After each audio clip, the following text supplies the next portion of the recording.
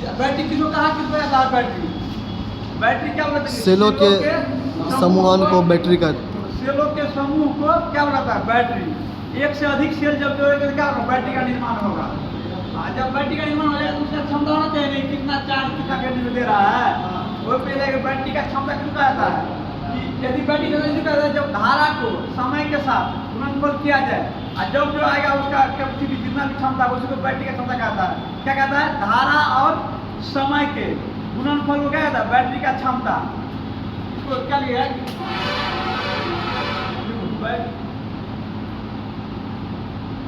धारा तथा समय के गुणनफल को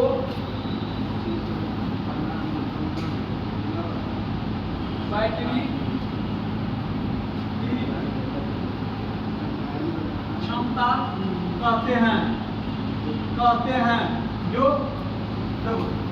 इसको हम लोग इस प्रकार से दिखाएंगे। धारा का मात्रा क्या होता है?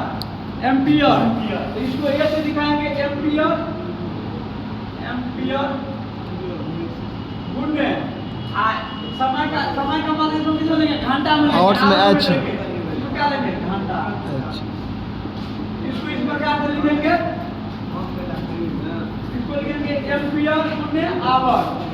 क्या होगा? देखो एम्पियर गुणे आवर क्या होगा? बैटरी की क्षमता। बैटरी की क्षमता। अब पूछेगा ना कि बैटरी क्षमता किसको बढ़ाता है? पूछेगा बैटरी की क्षमता किसको बढ़ाता है? धारा तथा समय के गुणनफल को बैटरी का क्षमता कहेंगे। कि कितना धारा हम और कितना समय के साथ दे रहे हैं। मान लो 5 एम्पियर 5 घंटा में 5 एम्पियर धारा बहा तो कितना 25 से गया तो बैटरी कितना होगा? 25 हो गया। कैपेसिटी बैटरी कितना? 25। तुमको इस प्रकार से दिया जाएगा। इसको बोलाता है आवर, इसको बोलाता है एम्पियर, इसको घंटा और एम्पियर। तो तुमको करना पड़ेगा। तो जैसे तुमको एक एग्जांपल हम देते हैं कि किसी बैटरी में 4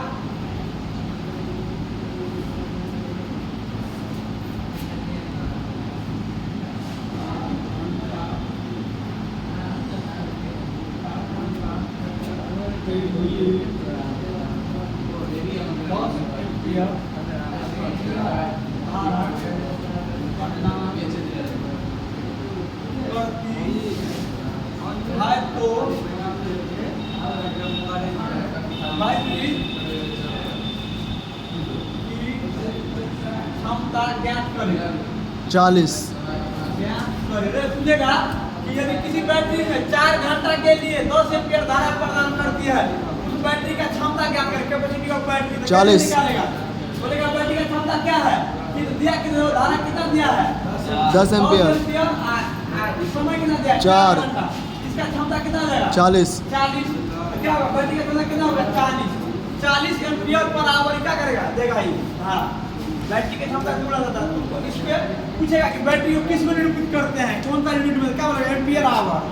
बोलेगा कि बैटरी को आप किस में निरूपित करेंगे? जैसे बैटरी लगा ना बैटरी, तुम देखना जो इन्वर्टर में बैटरी लगा तो नीचे में AH कैपिटल में लगेगा AH, किसमें है? Ampere hour.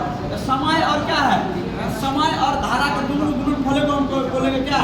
उसका क्षमता यूनिट है। जब भी पूछेगा कि बैटरी किसे मापा जाता है? एम्पियर आवर मापा जाता है। ये तुमको दिखाना है। एग्जाम्पल के लिए जैसे एग्जाम्पल दे दिया है क्वेश्चन ऐसे ही बनाने के लिए तुमको इसमें दिखाया जाएगा हमेशा एम्पियर आवर। इसको लिखो।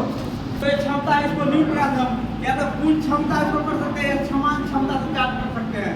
मान लो पूर्ण जो भी बैटरी है उसको पूरा चार्ज है, उसको पूरा क्या करेगा? फुल चार्ज से लेकर पूरी को डिस्चार्ज कर देगा।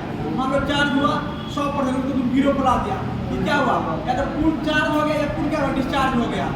और एक होता है समान चार्ज। मान लो 80% पर चार्ज है, इसको डाउन करके मात्र 20% को लगा दिया है बैटरी को, ये क्या हो गया? समान चार्ज हो गया।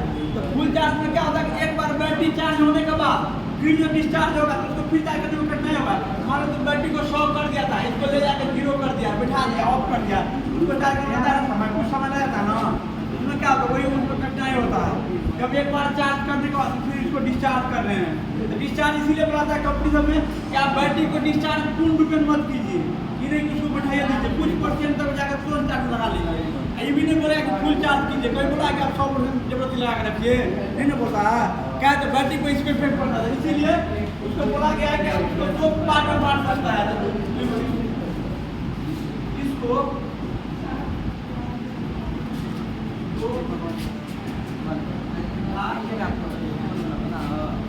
बांटा गया है।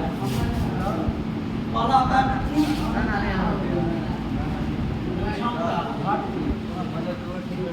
यानी फुल कैपेसिटी,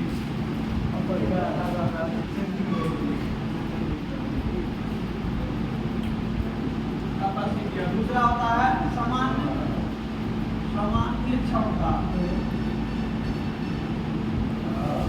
इसको बोला गया नॉर्मल कैपेसिटी। तीनों लिखो जल्दी, अलग अलग चीज का